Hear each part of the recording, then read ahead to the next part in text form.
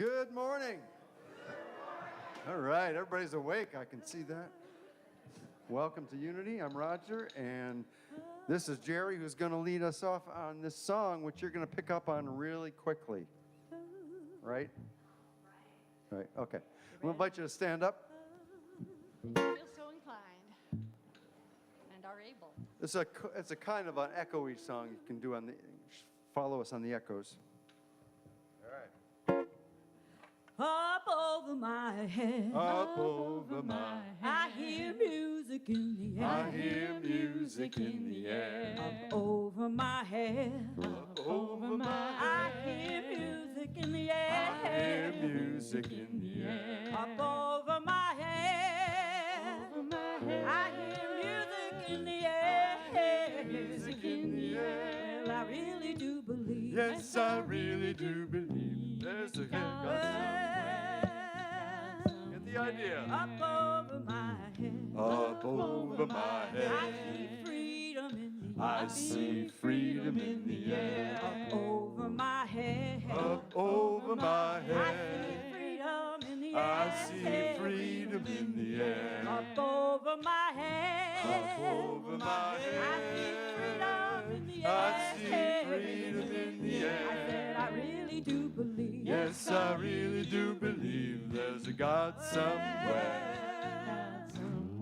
Up over my head, Up over my I head, see justice in the air. I see justice in the air. Up over my head, Up over my I head, see justice in the air. I see justice in the air. Up over my head, Up over my I head, see justice in the air. I see justice in the And air. I really do believe. Yes, I really do believe there's a God somewhere. There's a God somewhere. Up over my head, Up over my I head, see peace in the air. I see peace in the air. Up over my head, Up over my I head, see peace in the air. I see peace in the air. Up over my head, Over my I head, see peace in the air. I see peace in the I said air. I really do believe. Yes, I really do believe there's a God somewhere. Up over my head, Up over my head, I see love in the air. I see love in the air. Over my head, Up over my I see head, love in the I see air. love in the air. Up over my head, Over my head, I see love in the I air. said I really do believe. Yes, I really do believe there's a God somewhere. Up over my head, Up over my head, I see freedom in the air. I see freedom in the air. Up over my head, Up over my I head, see freedom in the air. I see freedom in the air. Up over my head, Over my I head, see freedom in the I air. see freedom in the I air. said I really do believe. Yes, I really do believe there's a God somewhere. God somewhere. Woo! All right.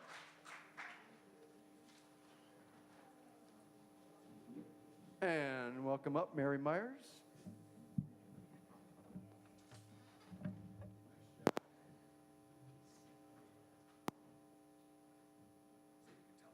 All right, yeah, no. Good morning. Wow, what a great way to start this morning with that song.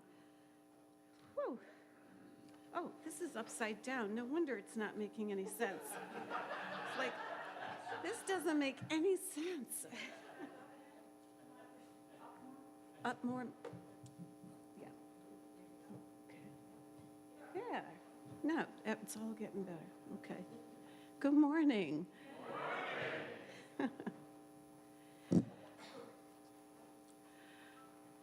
Well, after that rousing song, I think it's time to take a breath and settle in. I'm bringing you a beautiful blessing from this book of everyday blessings, and this is one of the everydays. And I'm going to start us off with this, with this blessing written by Christine Walters Paintner, and it's called "To Love More Deeply."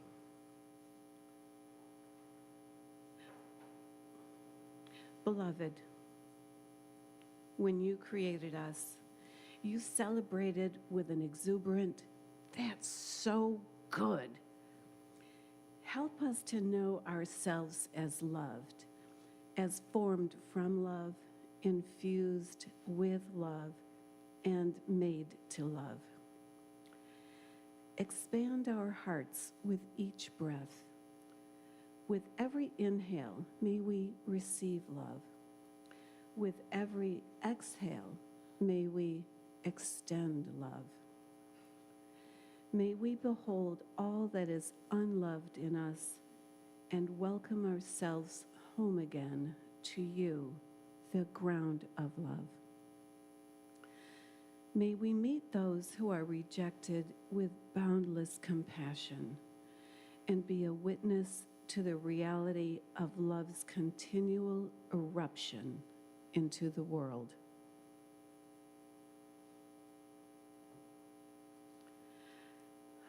I just love that.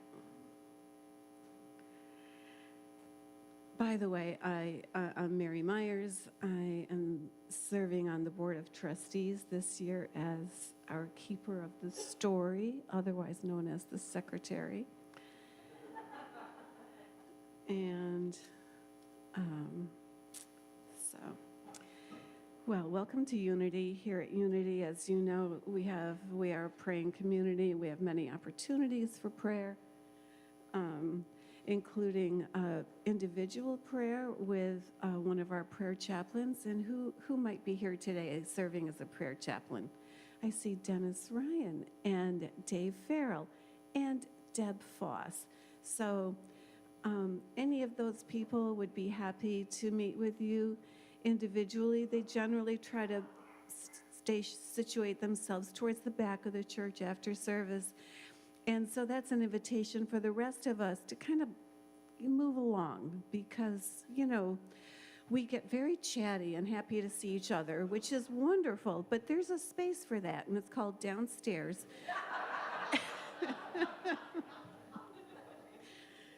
And we usually have a spread of either a couple of crackers or like a banquet. So you just never know.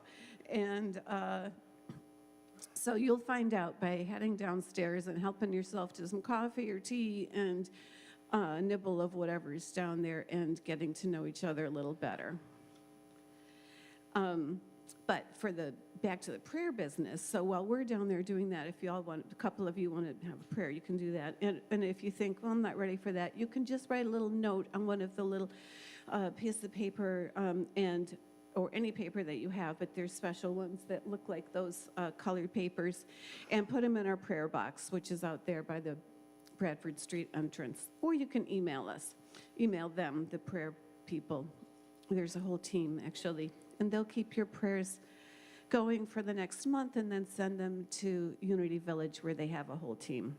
So that's that. But besides prayer, there's a lot going on at Unity, and what could it be? Let's see. Well, today, of course, we are pleased to welcome our guest speaker, Joe Paparone, from the New York State Poor People's Campaign, who will be speaking with us today, and we welcome him. Thanks for coming.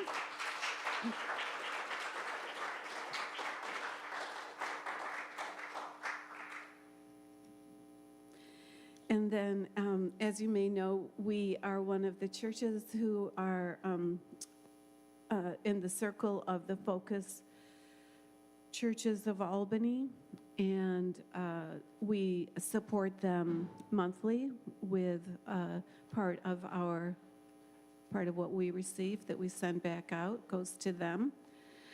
because they feed people, they help people in multiple ways, and we are part of that. And so another way we can be part of it is supporting their annual fundraiser at the Brooks Barbecue. Now, if you were thinking ahead and had made prior arrangements,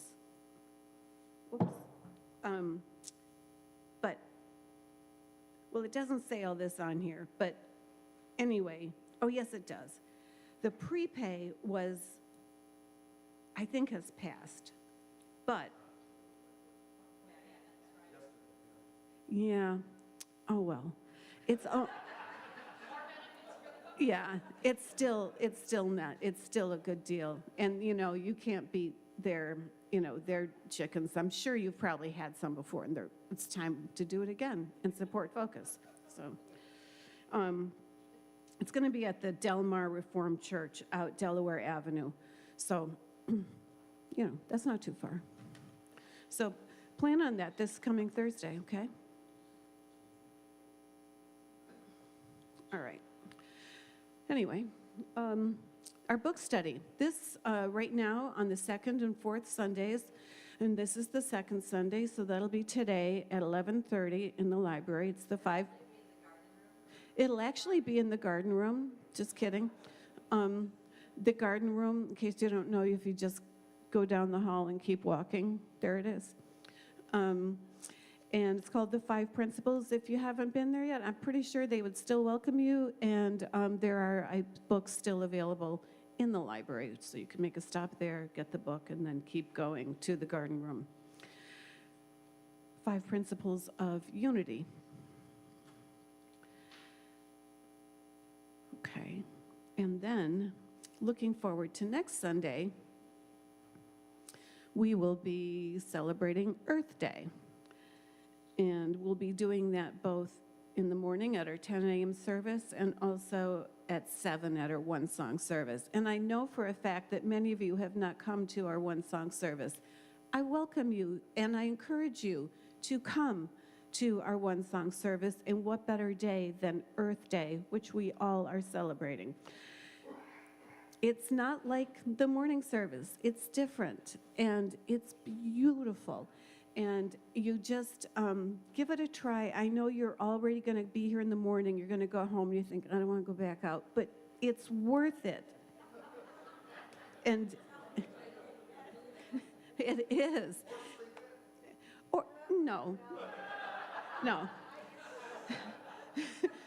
No, Roger said, or sleep in. No, that's not one of the options. No, really, both. Both is best. Truly. All right. Now, if you were thinking, gee, I saw a cobweb, or gee, I wonder when's the last time they cleaned the windows. Well, now you know. It's going to be on Saturday, May 2nd. We call it Bruce Spring Clean. Spruce. Oh, we don't. I messed that up. Spruce Spring Clean. And but the boss does say, be there. And it's fun, actually. You think, oh, I hate cleaning. But it's fun when you're with a whole group of people that are working with you. And somebody always brings food, usually John Reith, who is so generous and will bring something for us to nibble on. And it's really, I would put it down on your calendar, actually. It's May 2nd from 10 to 12, all right, a Saturday. All right, 10 to 2. Yeah.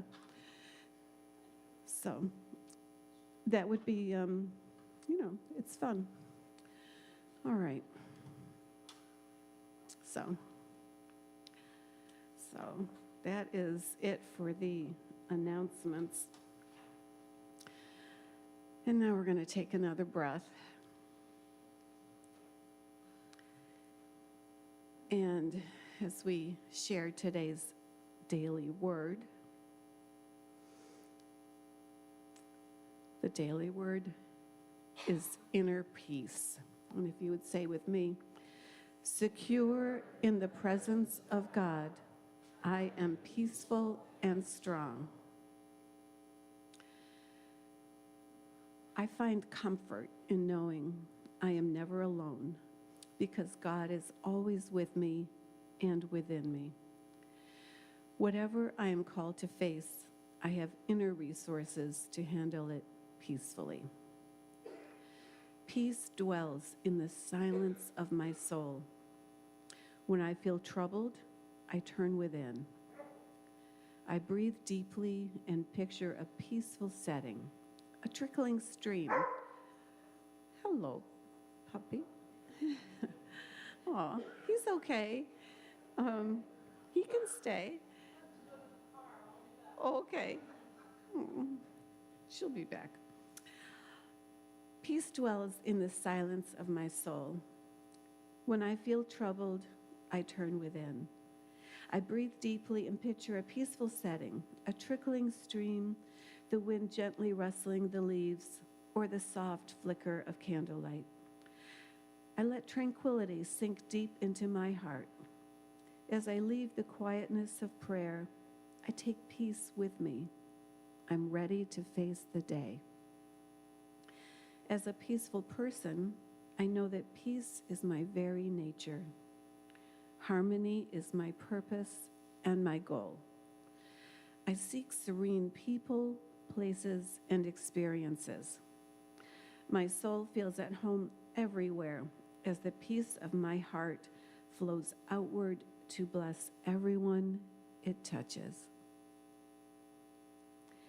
And from Peter chapter 2, may grace and peace be yours in abundance in the knowledge of God and of Jesus our Lord.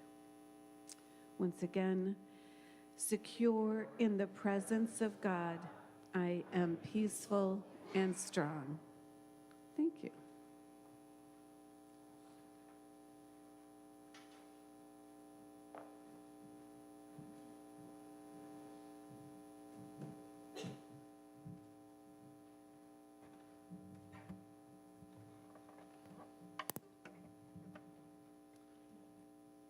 Well, this week we have one projector that's behaving over here. And the other one's hanging in there. So the idea is for people on this side, when a word is cut off, you just guess what it is and sing it.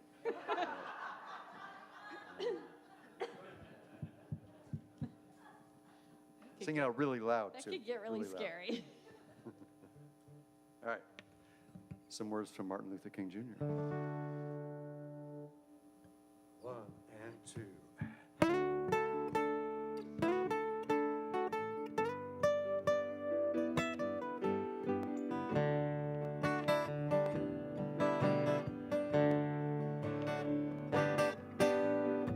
Darkness cannot drive away darkness.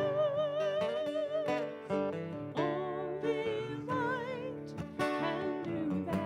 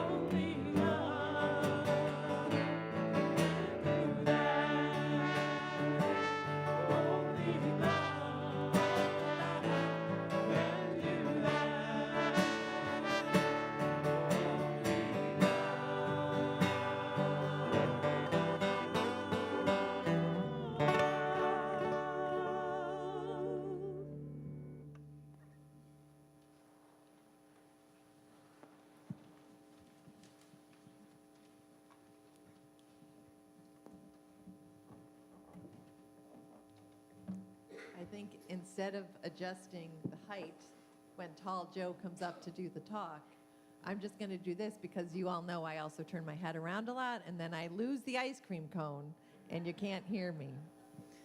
So I am so delighted. I'm Reverend Bridget Beckman. I see some faces that I don't know so well, and I am grateful to be the senior minister here, and I am very grateful today to welcome Joe Paparone here to give a talk today.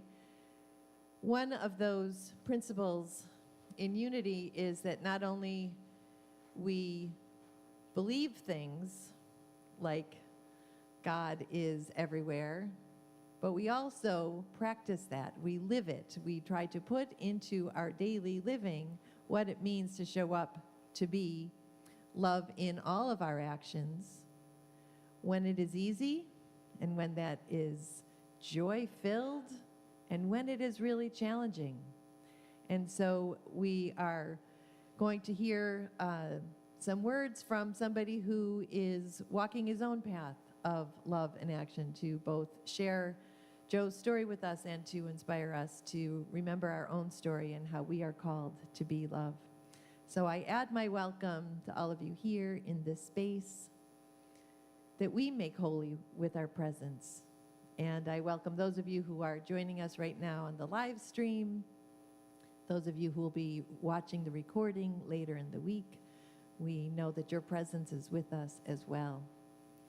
I also am grateful to welcome our new friend Tor with us. Tor is active in the Singing Resistance movement in Albany and will lead us in song later in the service.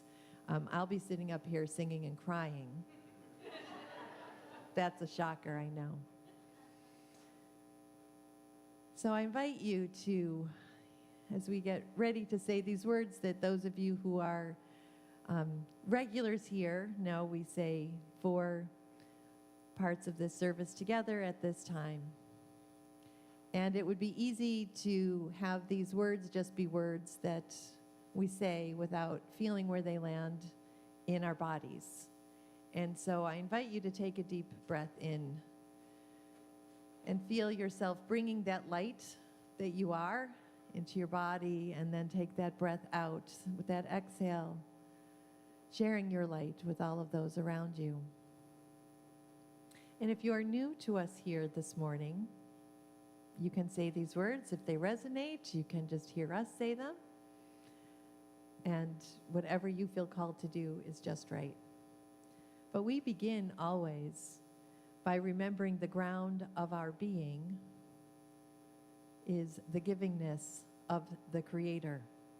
And in this week, when many of us have watched the Artemis II in those photos from this trip into space and the tiny little blue dot that we are as the Earth. What a gift to see the magnificence and the smallness of who we are in relationship to that cosmos. That is true gift of humility that invites us to see our place as but one of many. And so together, let's affirm that God is the divine givingness of the universe.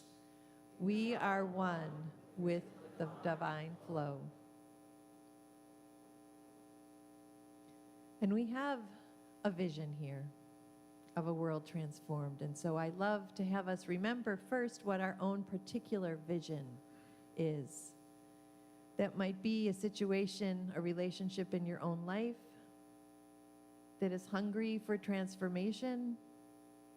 It could be any one of those world situations that we want to wrap our arms and hearts around in prayer. And as we say these words, to feel that collective, communal holding, we bring our attention and intention into these words as we share the words of our vision together. We envision a world transformed through the spiritual awakening of us all. And then with those words in our heart, in our heads, we let them guide our actions. And again, these words could just be words, this mission. But the words lead us to a way of being, even when it is challenging to do so, when we forget our divine essence and when we recognize that there are people around us who maybe never knew that they have a divine essence. And so we hold all of that as we share the words of this mission, guiding us into living it. We awaken to and embrace the divine essence of all beings through prayer and service in our community and in the world. And that Christ consciousness is that oneness. Christ is not Jesus' last name. And so we affirm that we come with our full power to this work of living it, but that it is not our human power alone. We are infused with a deep cosmic love that enlivens us. And so together we affirm that the power of Christ's love now releases me from any sense of separation from spirit or others. There is only one presence and one power in my life as in the universe, the all-loving goodness of God. And so it is. Amen.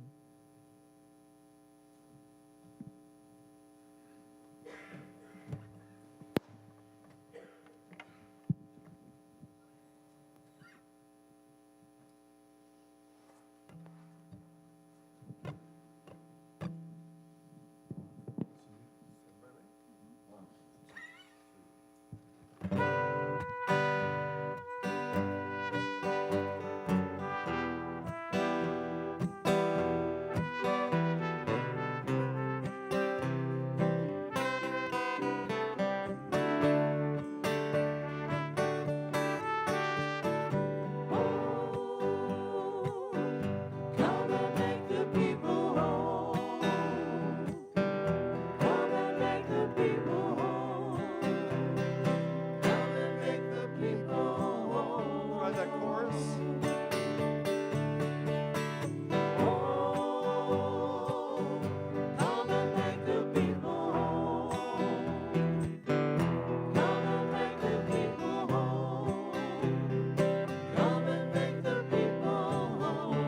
So that chorus will come up a few times. I don't remember whether I stuck it in with the other words or not, but it's easy enough. So it comes up. Sing it with us. A couple verses.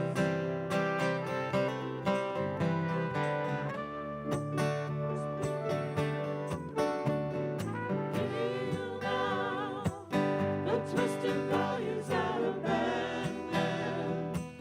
The families needing how to be whole. Come and make the people whole.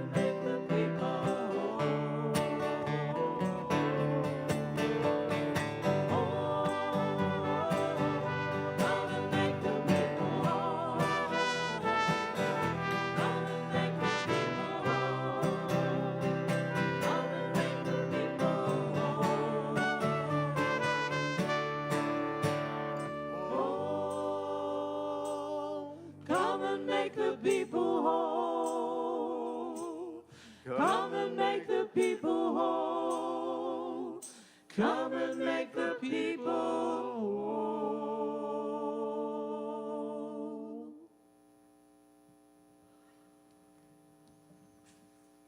Move into a little meditation time now.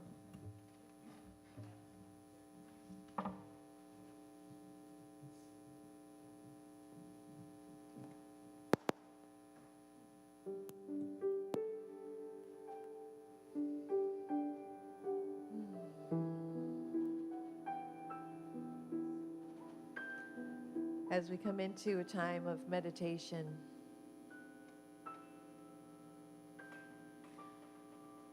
I invite you to feel your whole body,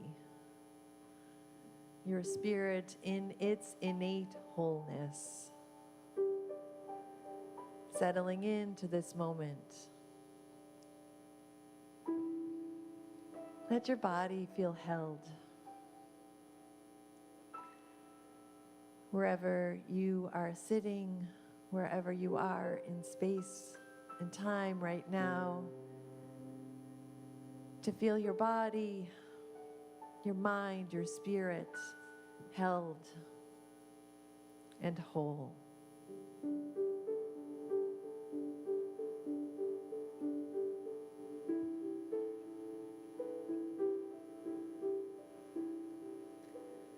And as you come into awareness of your breath in and out,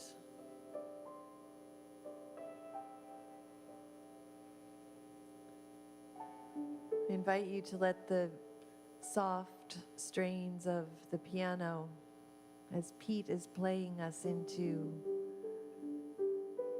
a deeper awareness of that inner space.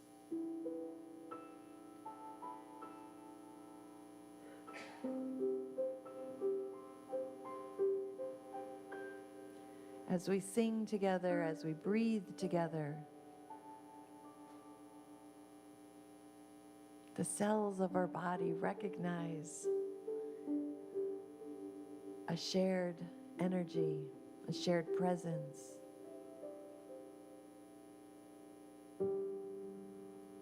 A shared oneness that is always ours.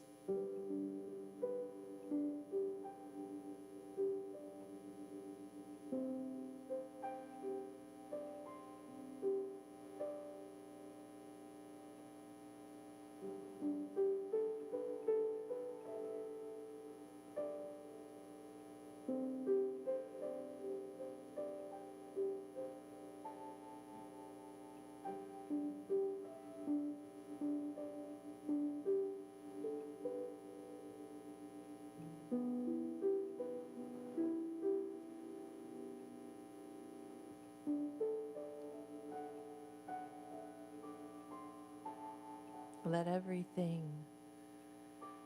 that your heart holds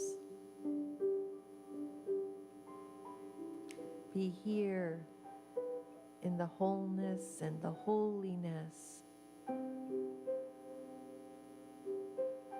of this time together.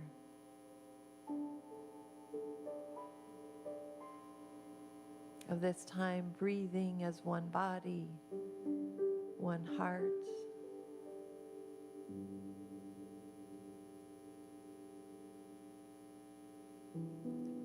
One part of that creation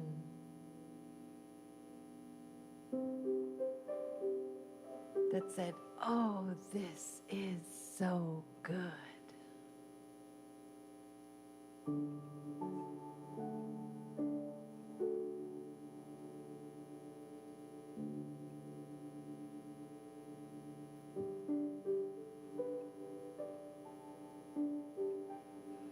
With open hearts, open minds,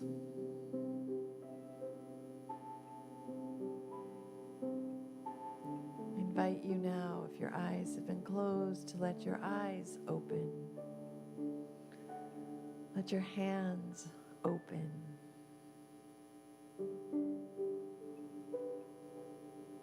To to receive the light and the love that you are.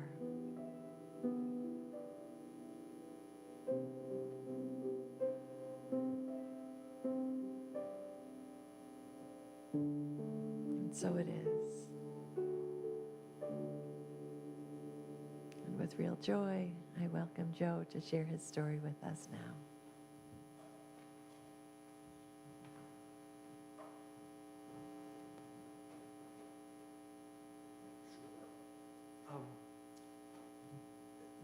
There's many things to know about Joe, but the most important thing and the actual epitome of his vocation, which is a Mennonite priest, a Mennonite minister, is this. Every Thursday, without fail, he is the humble servant of empowerment. And he does this by concelebrating with at least a dozen poor and marginal individuals. And it is the true love fest of Pesach, in which this ancient ritual eats first at Focus and then celebrates the word in a meeting together every Thursday. If I knew nothing else about Joe, that would be enough.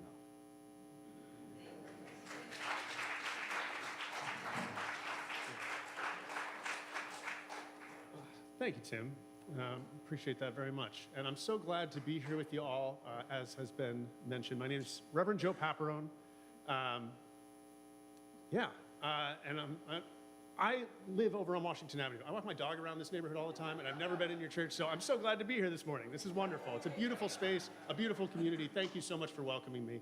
Let me tell you a little bit about myself.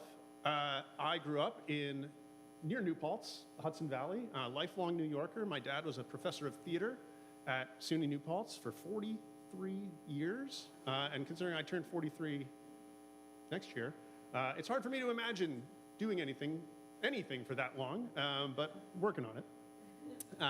I went to the College of St. Rose, rest in peace, but any other rosebuds here, and have been in the Albany Capital Region since 2001 when I started there. I had a brief sojourn up in Saratoga, but then moved back here in 2012.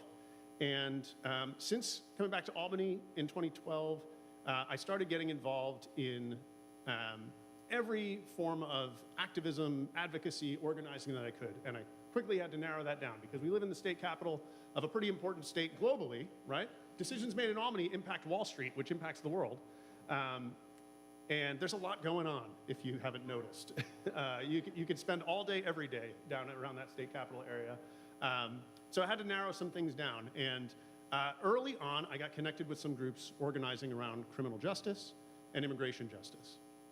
I didn't really put it together at the time, but one of the things I learned over time that unites those two constituencies of people in prison and people who are immigrants, is that they cannot vote, all right? And everything about our society tells us that civic engagement is entirely oriented around voting, right? That's what you do. If the people in power aren't doing the thing that you want, then next election day, you're gonna vote them out, right? And get the people in who will do that. Well, what if you can't vote at all?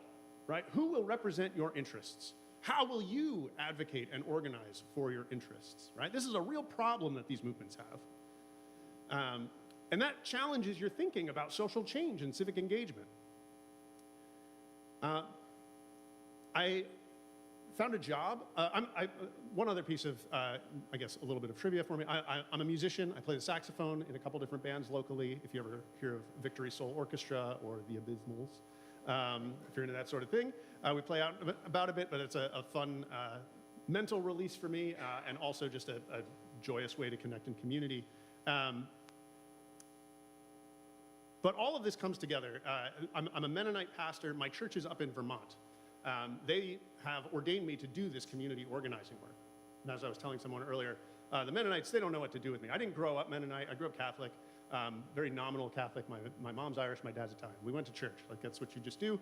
But I had a pretty profound faith experience in college. was part of an evangelical church for quite a while and went to Fuller Theological Seminary, where I met and encountered Mennonites and became enamored with the peace tradition.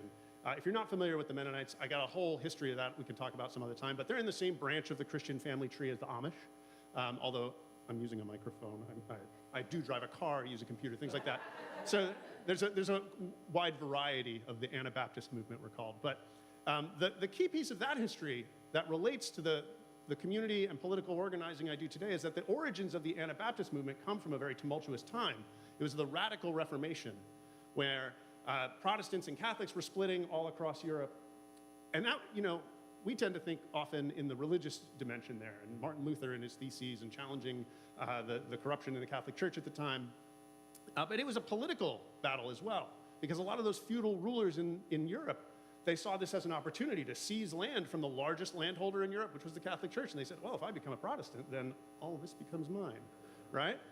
And a few years into that, and wars and battles and conflict, there were a group of emerging Protestant and Catholic leaders who, in their study of the Bible and religion, said, I think becoming a Christian should be a decision that is made as an adult, right? And so they started baptizing people as adults. Up to that point, nearly everyone was baptized as an infant, and that was connected to the feudal system. You were baptized into the service, the feudal service of a particular lord. So it was actually a political thing, right? That your family was then going to be attached to that, right? So everybody hates the Anabaptists because they're saying, we're not going to play this political game. We're not going to baptize under this ruler who's Catholic or this ruler who's Protestant. And everybody did not like them. And so they were chased away, persecuted all over Europe. And that's partly why the Amish retreated in the way that they did, right? They had to form isolated communities to survive. Mennonites did that as well. But that's a fascinating thing, right? The Anabaptists baptized again. It was actually, there's a political dimension to this. So I found that really fascinating, right? To step outside of those bounds of power, right? If you're catching the connection I'm making, organizing with people in prison and immigrants, right? If you're not already engaged and connected in that political system, well, in what ways can you influence and change society? You have to get a little more creative. And this is true for poor people today, right? In our society, whether it's through things like immigration status or criminal history, or merely voter suppression, of which our nation has a long and storied history of, right? That impacts people across the color line, right? Poor people have a harder time voting all over this country, right? Even in so-called blue progressive states like New York. We got to think differently about how we're going to organize. In 2012, when I moved back to Albany, I started getting involved in activism. I met a group called the Labor Religion Coalition, as well as the Focus Churches. And I got 2 part-time jobs. Focus Churches, I'm so glad Unity is part of Focus.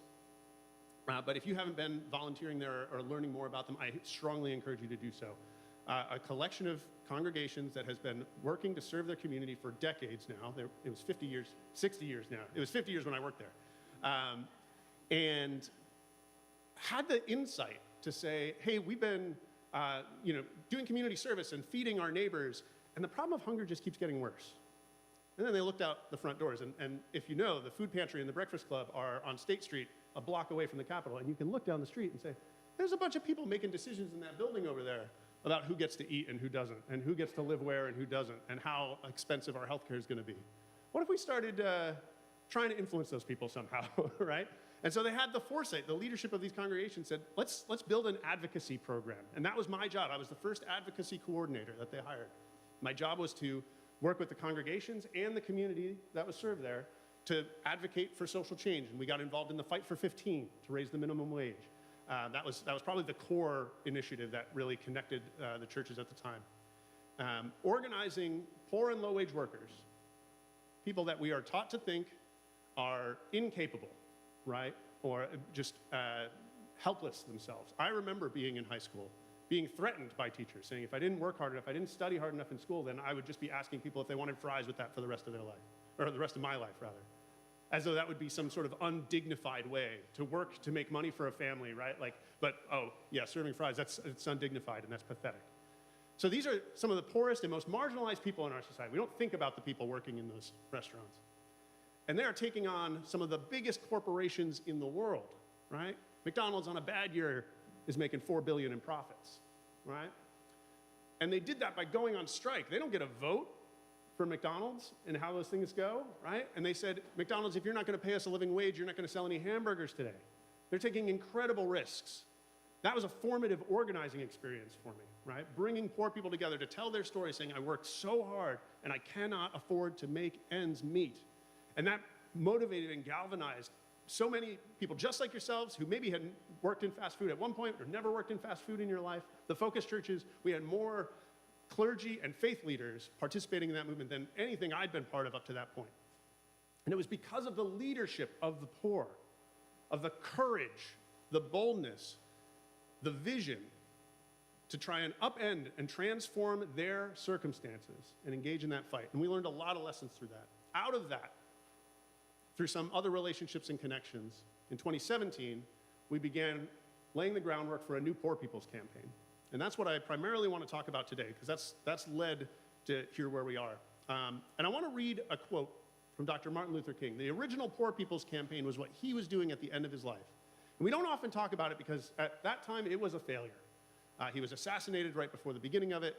While they attempted to move forward with the Poor People's Campaign, the rudder to the ship was lost, and for many reasons, it fell apart very quickly. But there's a series, when you begin to read his speeches from that last year of his life, especially 67 into 68, here's some of his talks. That's when you get his most advanced analysis at the time. And there were a series of radio shows that he gave lectures. It's the CBC, the Canadian Broadcasting Company, Massey Lectures. And the reason I'm telling you so many details about these particular things is because there are really great high-quality recordings you can find online. You can listen to some of his sermons, and it's hard to hear, and old recording stuff. But these are high quality because they were broadcast on the radio. So you can find these online. But there's a few paragraphs from one of these, lecture number 4 from 1967, that is sort of our North Star. And it orients all of our thinking and all of our organizing in this Unite the Poor network that I'll tell you a little bit more about. So Dr. King said this: "The dispossessed of this nation, the poor, both white and Negro, live in a cruelly unjust society.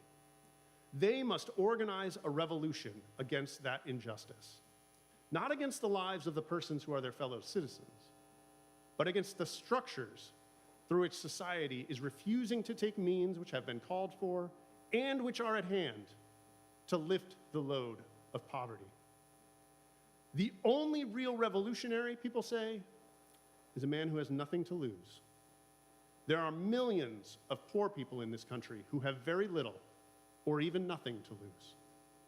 If they can be helped to take action together, they will do so with a freedom and a power that will be a new and unsettling force in our complacent national life." Now, that's a long quote, and we're going to go through it, actually, line by line. I want to share one resource that I brought, and this is new. I'm very proud of it, but we have a new quarterly newsletter. This is put together by members of our Capital Region Poor People's Campaign, Homeless Union, and Nonviolent Medicaid Army, organizing around healthcare. And that quote is going to be in every issue. I brought a stack of them there at the back and at the entrance. So if you are interested in the things I'm talking about, please grab one and get connected, learn a little bit more. But we titled it Unite the Poor. And the reason I do that, we pull together this because we're part of, as I said, these vehicles, the Poor People's Campaign, the National Union of the Homeless, the Nonviolent Medicaid Army. And sometimes people hear that and they say, oh, Joe, he organizes the homeless union, he's the housing guy. They hear, oh, the Nonviolent Medicaid Army, he's the healthcare guy. I say, no, the unity of the poor. We are strategically engaging in struggles for our human rights that will unite the poor across every line of division. And no matter who you are, or what your background is, or what your skin color is, or who you love, you've got to figure out how you're going to eat today, how you're going to put a roof over your head, and how you're going to get the health care you need. And so if we start with those material, shared human interests, those things that most of us would say, these should be human rights, right? They're not human rights, unfortunately. In fact, if you don't have money, you can't get those things. That is the grounds of our unity. And that doesn't mean we ignore our differences, but it means our differences then strengthen and show the breadth and depth of a movement when we can unite on what we have in common. So that's the shared analysis. That's what King was bringing forth at the end of his life, and that's what guides all of the organizing work that I get to be part of in this capital region as well as our national network. And at the core of King's vision is this profoundly revolutionary idea that the poor, as a class, are the leading social force, the potential revolutionary agents that can transform our society. So I want to go through this quote briefly with you. He starts off, the dispossessed of this nation. And that's not a word we use very often. We're not used to hearing dispossessed. So it means those who are alienated, who are separated from this system we live under, people with no stake in the maintenance of the status quo, this system that doesn't guarantee housing or healthcare or a healthy environment as our basic human rights. What interest do poor people have in upholding and propping up a system that keeps us poor? He goes on, the dispossessed of this nation, the poor, both white and Negro, live in a cruelly unjust society. The poor across racial lines, in other places, King would be more clear about all of the divisions and segments of our class that suffer under this system. And he says it is cruelly unjust. The system is vicious. It devours people. King talked about a kind of vicious solidarity at the time in the Vietnam War. He said, poor black and white soldiers will travel around the world to kill poor Vietnamese, but those same soldiers would not live on the same block in our country here. A vicious solidarity. He called that the cruel manipulation of the poor, turning against one another, right? What system does that uphold? Our society is engaged in a war on the poor. And I would say so much of the work that we do in our organizing is challenging these two dominant narratives about poverty. That poor people can be only one of two things, criminals or charity cases. They're either objects to be feared or objects to be pitied, right? The presence of poverty is never understood as a failure of our system. It's always understood as a failure of the individual. But we live in a country with persistent poverty, despite being the wealthiest country in the history of the world. And there are at least, this is numbers dated from pre-pandemic, 140 million poor people in our country. Poor or maybe one small emergency away, struggling to survive. So to insist that our struggles are somehow our own fault amidst that, that's part of that cruel, vicious manipulation. And none of us are immune to this, right? Our poor folks turn against one another. It's always easy to blame, this person's not doing it right, this person's not doing enough, right? And we always fall into that individualism. And that distracts us from challenging the depths of this system.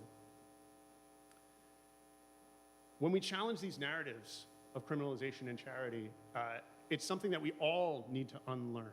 And this is where I think the Homeless Union has been so effective. Because politicians, people in power, simply don't take poor people seriously. But when we get organized, as Tim was saying, we meet every Thursday morning, and we engage in political education, we reflect on our mission statement and community agreements, we build relationships with one another. Not everybody in our homeless union is best friends when we start, by the way, or even best friends after many months. But we hang in there together because we've got a shared mission. And even though there are people that they might be in active conflict with, they are fighting for everyone's human rights. And as we get organized, the power of the poor, the beauty of that solidarity is palpable. And then when we go down to City Hall, or we go down to the county legislature, and we speak up on behalf of our neighbor who died in the Albany airport parking garage this winter. Meanwhile, the College of St. Rose sits empty, right? Hundreds, up to 1,000 people in Albany County are homeless on any given, that's the point in time count. That's probably an undercount. That includes people who might be couch surfing and things like that. In that disparity, when organized poor people call that out, people have to respond. It is deeply unsettling, which is what King closed his quote with, right? And those politicians, they come and they find us, right? We met with 2 of the mayor candidates. They came and met with us. Again, poor people, least likely to vote, right? Least likely to even be registered, certainly for a competitive Democratic primary that we had last year. But they thought it was important to come and meet and hear what our folks were saying. And some of these folks, they've been in politics around here, they've been in Albany for a long time, and they were learning things that they did not know about our system. They didn't know the chair of the Social Services Committee in the county legislature, did not know that there is a do not shelter list, both a formal and an informal one in our system, right? Whether you are officially sanctioned for some reason, or people just know, oh, this person's caused problems before, and so the shelters communicate, right? They didn't know that. Back to King. They must organize a revolution, not against the lives of the persons who are their fellow citizens, but against the structures. And so we have to understand these oppressions as a system, not the doings of some cartoon villains. Because if all the politicians and billionaires disappeared tomorrow, these crises would still persist. However guilty some individuals may be, and they are, it is a system that continually funnels wealth from the poor and dispossessed up to the rich.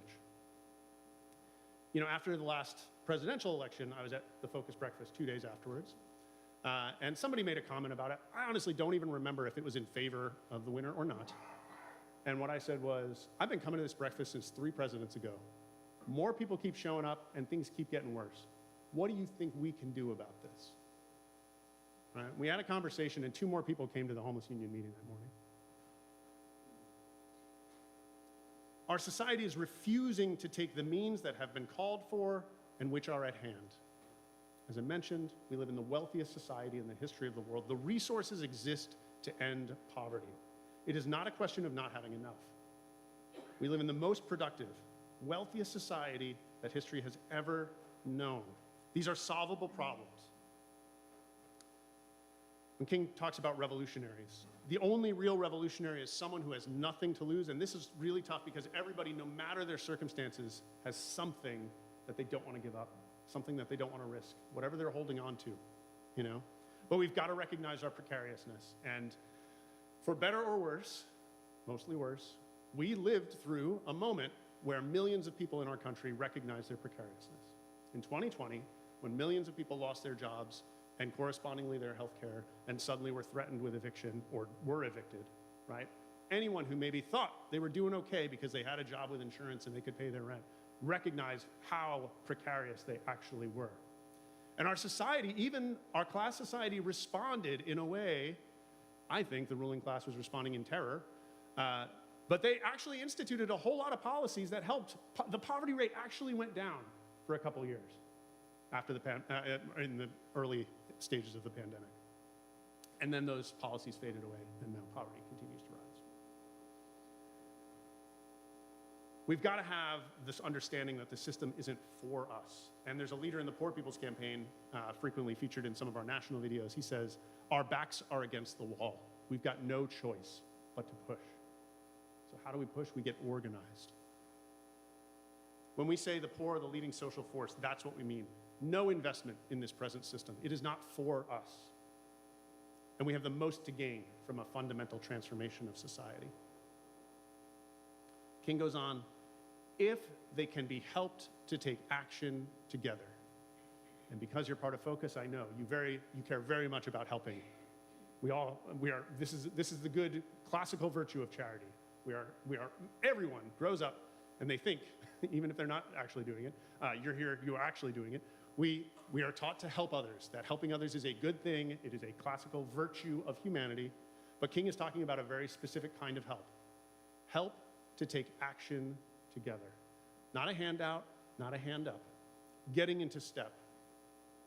And this is something everyone in our highly individualistic society struggles to do. Because in addition to that helping mentality, that charity mindset, we are taught individualism, individualism, individualism. Not collectivity, not solidarity, not unity. So taking action together requires us to come together, and that unity is not simple. It doesn't just happen. It is a process of learning and unlearning the lies that our society has poisoned us with. We seek to develop leaders in defiance of those narratives that say poor people are incapable of doing anything. Leaders, layers and layers of leaders, cores of leaders with clarity and competence and commitment and connectedness to take on these massive systems. And King calls this the new and unsettling force. If we can do this, if our class, the poor, can take action together to become a fighting force of the poor and dispossessed. And I know we're here, I heard the songs, I'm a Mennonite, a historic peace tradition, but we have to recognize it's a struggle. We are fighting, right? This is a conflict. And we engage in it with a particular set of tools. We recognize that, as King mentioned, not against the lives of our fellow citizens, but it is a struggle. And this system is killing us. And if we don't kill this system, it's going to kill us. If we can build what King called the nonviolent army of the poor, we'll have a chance to no longer be objects of history, to be manipulated by the rich, but instead, as the poor, throwing our shoulders to the wheel of history. So we can't simply adjust things around the edges, and that's how we're taught to think about social change. Well, you got to be reasonable. Here's what we can do in this moment. Here's what's going to change here, right? If we don't have that long-term vision of how every small change builds into the fundamental transformation, we will be lost. We will be thrown concessions, cast aside every single legislative and electoral cycle. For our demands to be met, for human rights to be respected, the state of things, the current state of things, needs to become deeply, deeply unsettled. And Dr. King understood this movement for justice as a church. As a church. He referred to a freedom church of the poor. And I'm a pastor. In many ways, communities of faith feel like we've become kind of irrelevant in our world sometimes. Many of our structures might feel dated or out of place. But if we understand these kind of communities, places to gather, share, celebrate, mourn, and organize, that's when we can understand places like Focus, places like Unity become bases of operation, right, for that nonviolent army of the poor. This is where the poor come together to learn from one another, to strategize, to plan, to take action together, to resolve our conflicts without fighting one another, right, without fighting our other members of our class. It's the only place we're going to build that kind of hope, that beloved community that can break the isolation that is imposed on us. It requires spirit and, yes, faith. Faith, faith. The Homeless Union, the Nonviolent, we're not a faith organization, but we recognize the spirit of struggle. We learn from the largest movement of the poor and dispossessed in the Western Hemisphere, the Brazilian landless workers movement. They have a practice called Mística, the spirit of struggle. And it's what unites their people, right? Understanding both the historic movements of the poor and dispossessed. It's often represented through song and artistic expression, but sometimes it's just when we come together and we focus together and we study together, right? The spirit of the struggle binds our people together. Because we got to have that faith that change is not only possible, but it is necessary if we'll get organized enough to make it so. So together, in our commitment to justice, we can take up that unfinished work of Dr. King and answer the call of our present moment, which desperately needs it. There is no segment of our ruling class that is fit to rule, whether it's the Make America Great Again movement, the liberal elites, Silicon Valley, or Wall Street. None of them have the interests of the poor in mind. Right? And so our task is to organize that nonviolent army of the poor. And in the Poor People's Campaign, we say, forward together, not one step back. In the Homeless Union, we say, you only get what you're organized to take. And in the Nonviolent Medicaid Army, we say, we're urban, we're rural, we're working class. But when we get organized, this system won't last. Amen.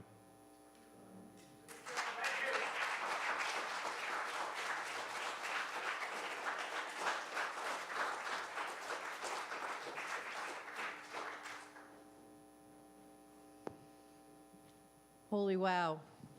I'm just going to ask us to pause and take that in, to notice where you wanted to shout amen. Notice where you might have felt discomfort. Take it in.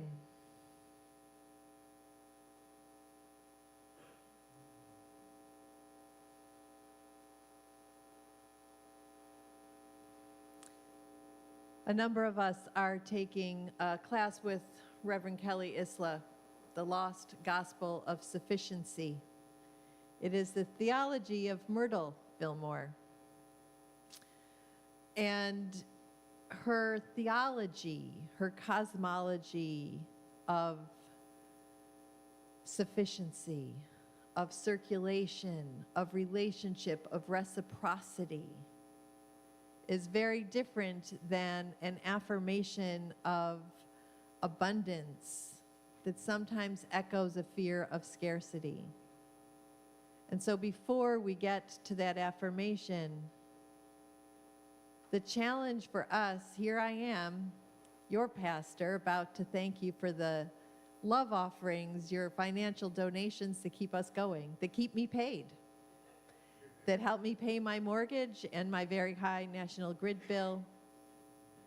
And I am also part of that privilege of having my own home.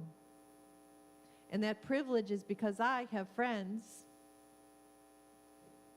When I was at a crisis moment in my life, who had the financial means to help me in a very substantial way.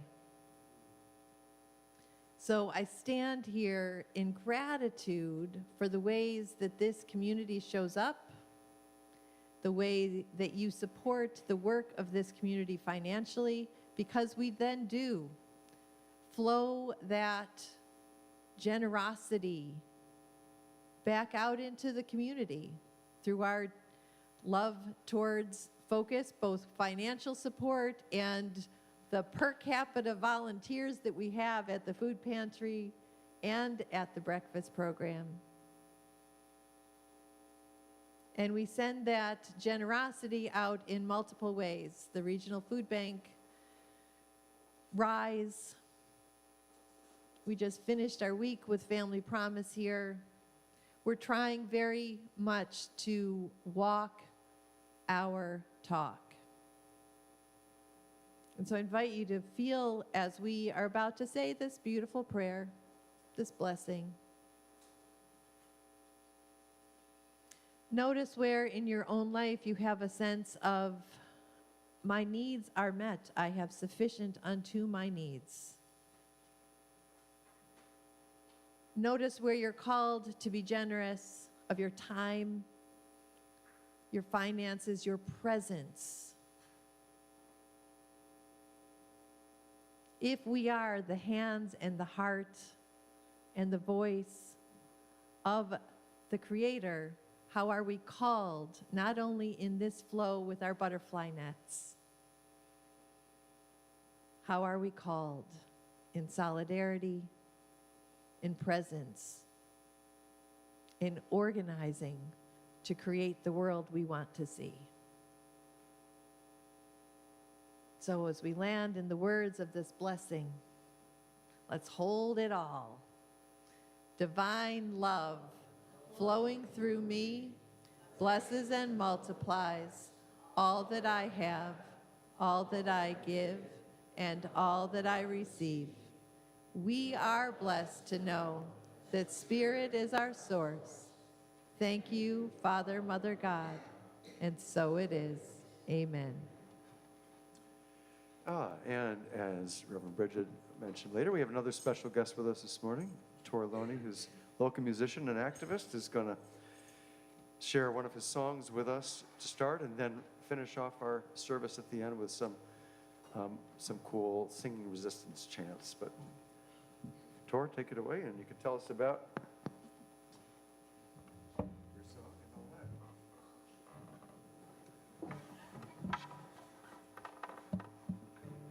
I'm so happy to be here. Thank you so much for having me. And Joe, it's wonderful to hear you always. I'll share this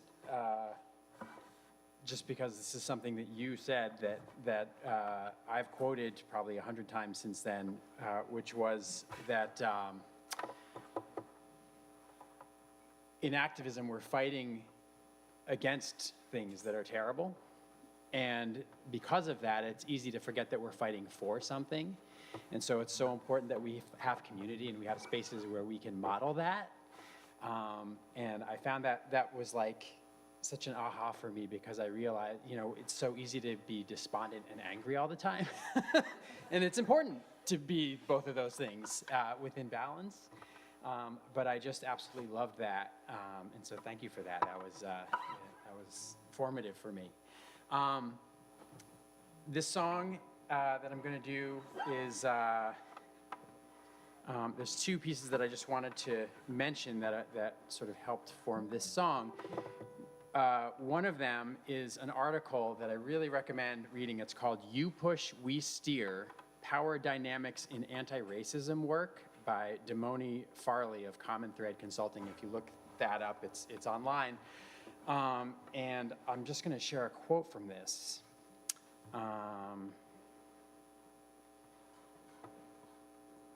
BIPOC have been healing and sustaining our communities while holding the hands of our white friends and colleagues in the hope that they will grow and become comrades in the struggle for racial justice. We cannot center whiteness in a movement to dismantle the structures of white supremacy. When aspiring white anti-racists are seeking to clarify their role in this work, I tell them, you can push, we will steer. And so that formed part of this song. And then at the end of this song, there's a part where I really hope folks will join and sing along. And that sort of ending refrain came from being in marches in the streets. And one of the sort of rally calls that came up was, walk with us, come outside. And it was really powerful to be in the streets saying that to folks who are in their houses. And we need more people to come out of their houses. So the song's called New Flag.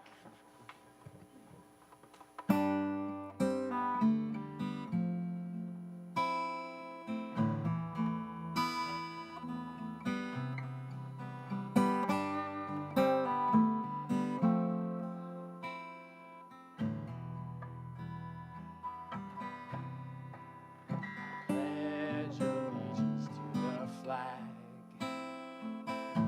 they made from your clothes, and in the end that's all they had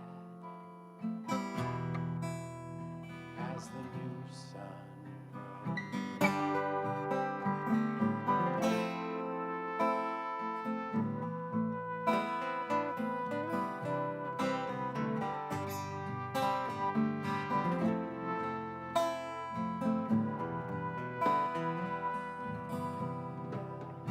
Pledge allegiance to the ones who stood by your side. You were facing down the guns, laying your body on the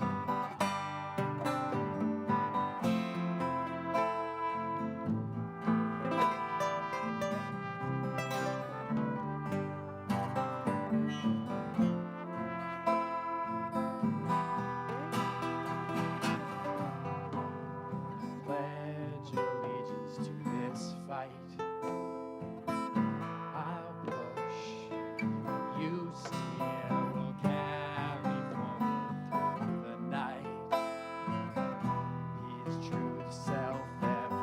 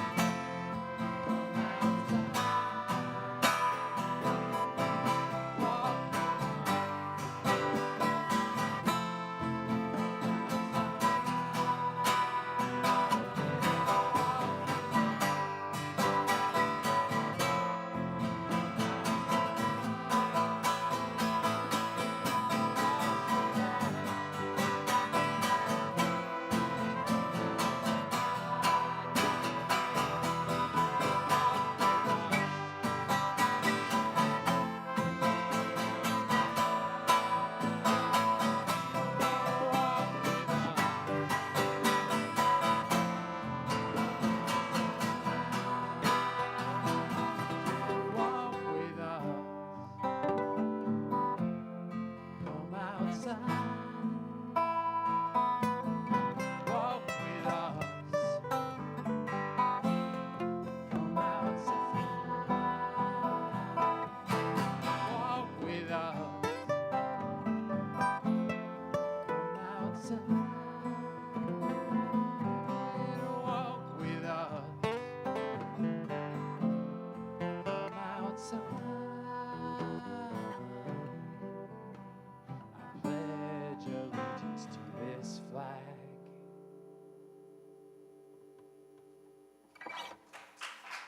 Thanks.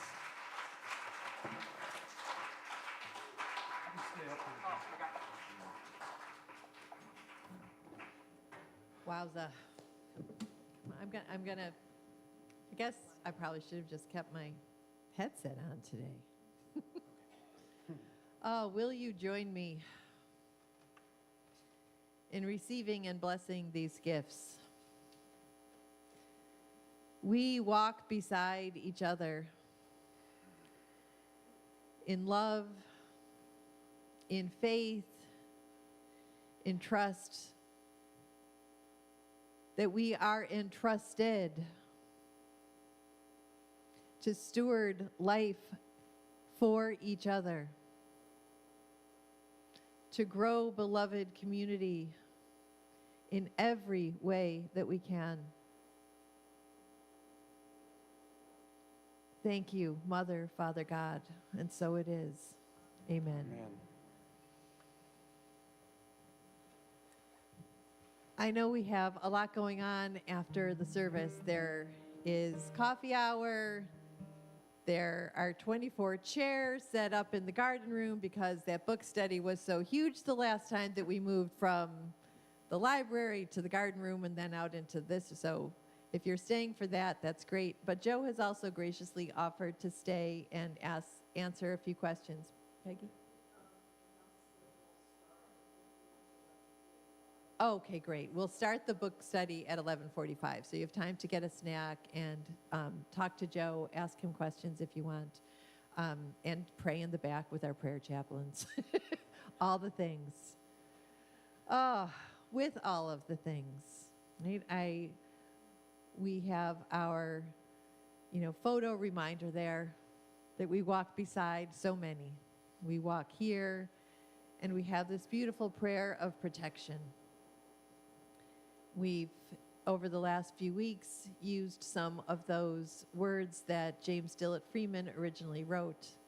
And so I'm just going to offer this gentle reminder to us that we are the miracle that God put on this planet. God, that name of the blanket that we put over the mystery to give it shape, that we are part of that fabric of the blanket. And so as we say this prayer of protection, feel your part in it, feel those needs in your own heart and life that you want us to hold you in comfort. We hold that high watch together. And so with faith and trust, we pray these words. The light of God surrounds us. The love of God enfolds us. The power of God protects us.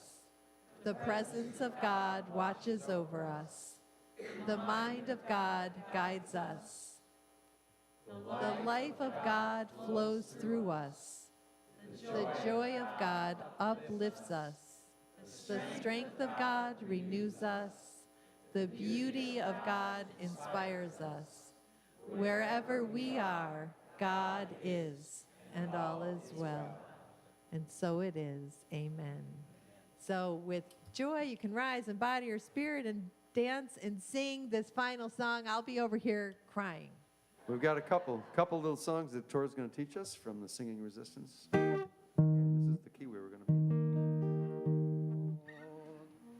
Okay, so yeah, there's a national organization called Singing Resistance, and they were formed in Minneapolis a few months ago. This is still very young, and I think a lot of us saw folks who were singing in the streets, and I saw that, and I think many of us in Albany saw that and wished for that.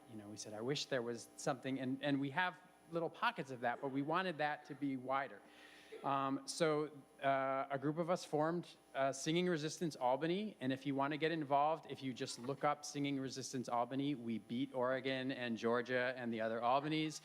So we're just Singing Resistance Albany. We try to keep things capitalist and competitive because those things are so healthy. But for simplicity, we did go with that name. So if you look us up on Facebook or Instagram, those are ways to connect with us. We're still very new, so we're still figuring out. We don't have a newsletter or and those are the ways to find out what's going on. We don't currently have an action planned. we were part of No Kings, and we did our first public sing-in here at this church, and so we will be scheduling more of the community sings for folks to come and sing with us. The intention of it is to learn songs together to bring out into actions and to bring more folks with us and, singing. So we've sung at Home Depot and Enterprise and sort of places. There's a really strong anti-ice element to Singing Resistance. So these are two songs that came out of Singing Resistance Minneapolis, and they're all intended to be very simple to learn. They often have a call and response and echo piece. This one is really simple. The lines are just hold on, my dear ones, soon comes the dawn. And this is by Heidi Wilson. Hold on, my dear ones, soon comes the dawn. Hold on, my dear ones, soon comes the dawn. Hold on, my dear ones, soon comes the dawn. Hold on, my dear ones, soon comes the dawn. Hold on, my dear ones, soon comes the dawn. Last time. Hold on, my dear ones, soon comes the dawn. And we'll do one more. This is by a singer-songwriter named Serena Partridge. And it's called We Are Here. And I really invite folks, sing harmonies, fill in gaps. This is really, all voices are meant to be part of this. And that's actually this first refrain of this is, we are here with our voices. Our love for each other will carry us through. And then we'll repeat that last line. Yes, our love for each other will carry us through. And then where we say voices the first time, we'll choose other words as we sing through this song. We are here, we are here, with our voices, our love for each other will carry us through, Yes, our love for each other will carry us through, We are here, with our voices, our love for each other will carry us through, Yes, our love for each other will carry us through. Now we'll do neighbors. We are here, with our neighbors, Our love for each other will carry us through, Yes, our love for each other will carry us through, Courage, we are here, with our courage. Our love for each other will carry us through, Yes, our love for each other will carry us through. Families, we are here, with our families, our love for each other will carry us through, Yes, our love for each other will carry us through. Children, we are here with our children. Our love for each other will carry us through, Yes, our love for each other will carry us through, Hope, we are here with our hope. Our love for each other will carry us through.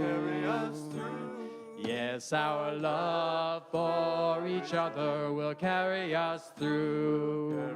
Grief, we are here with our grief. Our love for each other will carry us through. Yes, our love for each other will carry us through. Faith, we are here with our faith. Our love for each other will carry us through, Yes, our love for each other will carry us through. Voices again. We are here with our voices. Our love for each other will carry us through. Yes, our love for each other will carry us through. Last time, we are here with our voices. Our love for each other will carry us through. Yes, our love for each other will carry us through. We'll do that last line one more time.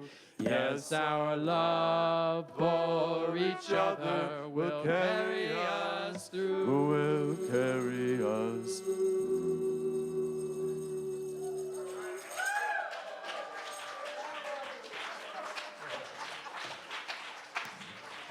Thank you, Tor.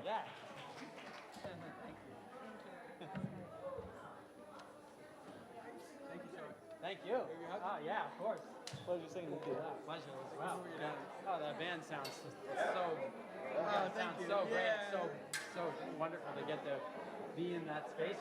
It was good material to play on. Wow. So, yeah.